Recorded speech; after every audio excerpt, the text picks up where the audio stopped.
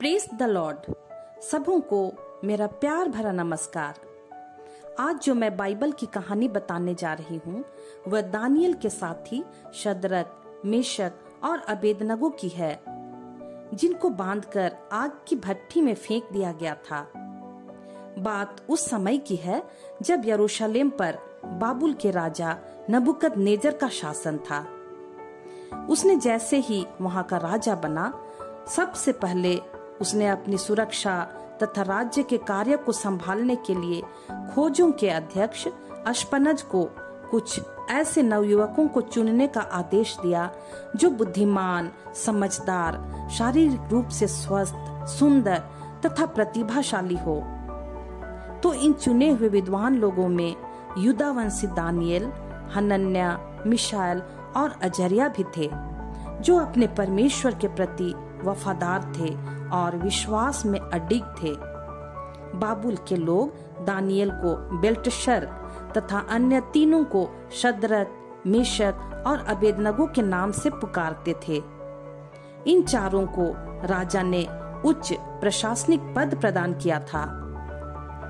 एक बार राजा नबूकदनेस्सर ने 60 हाथ ऊंची और 6 हाथ चौड़ी एक विशाल सोने की मूर्ति बनवाई और उसे बाबुल के दुरा नामक मैदान में स्थापित किया और यह घोषणा करवाई कि सभी जातियों और राष्ट्रों को आदेश है कि ज्यों ही नरसिंघा, बांसुरी, वीणा, सारंगी, शहनाई और अन्य प्रकार के बाजे सुनाई पड़े तो तुम मुंह के बल गिरकर राजा द्वारा स्थापित मूर्ति की आराधना करोगे, और जो कोई भी ऐसा करने से इनकार करेगा उसे तत्काल धधकती हुई भट्ठी में झोंक दिया जाएगा। अतः सभी लोगों ने आज्ञा का पालन किया और मूर्ति की आराधना की।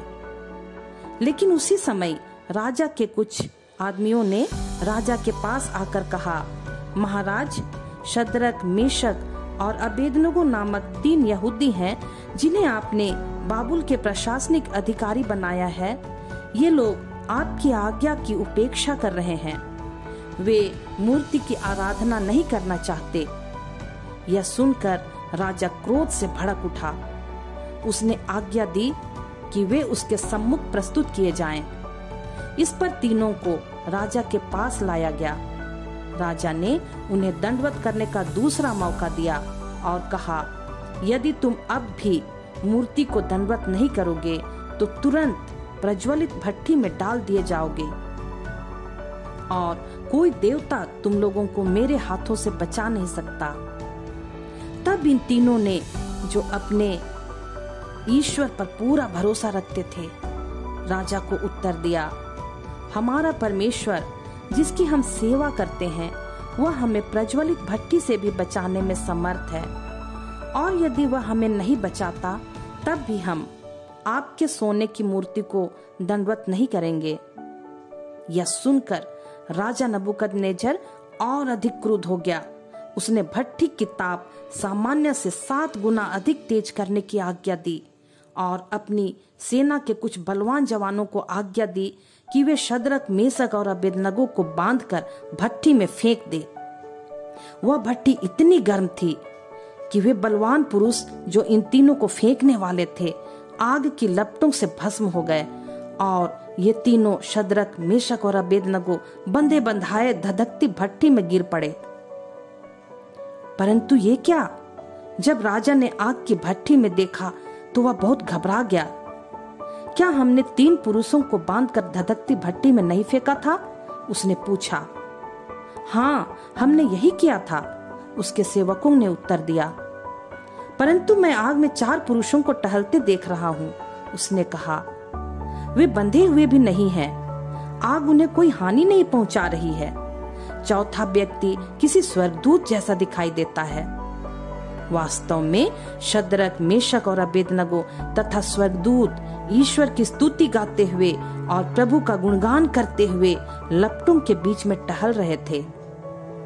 राजा ने भट्ठी के द्वार के पास जाकर पुकारा, शद्रक, मेशक और अबेदनगो, सर्वोच्च ईश्वर के सेवकों, तुम बाहर निकलो। इस पर वे तीनों आग से बाहर निकल आए। उनके शरीरों पर आग का कोई लक्षण नहीं था, उनका बाल तक बांका नहीं हुआ था। तब राजा नबूकदनेस्सर बोल उठा, धन्य है शद्रक, मेशक और अबेदनगो का ईश्वर, उसने अपने दूत को भेजकर उनको बचा लिया, क्योंकि उन्होंने अपने ईश्वर के अलावा अन्य देवता को दंडवत करके उपासना नहीं की। और राजा ने आज्ञा दी, कोई भी शद्रक, मेशक और अबेदनगो के ईश्वर के विरुद्ध कुछ न कहे, क्योंकि कोई अन्य देवता इस प्रकार रक्षा नहीं कर सकता। और फिर राजा ने बाबुल प्रांत में इन तीनों को बहुत अधिक सम्मानित किया। शद्रक, मेशक और अबेदनगो ने अपने ईश्वर के प्रति वफादारी का एक उत्तम उदाहरण प्रस्तुत किया है। दोस्तों, क्या हम और आप अपने ईश्वर के प्रति वफादार हैं? यदि नहीं, तो हमें इनके जीवन का अनुकरण करना चाहिए। परमेश्वर आप सबों को बहुतायत से आशीष प्रदान करे। आमीन। Praise the Lord.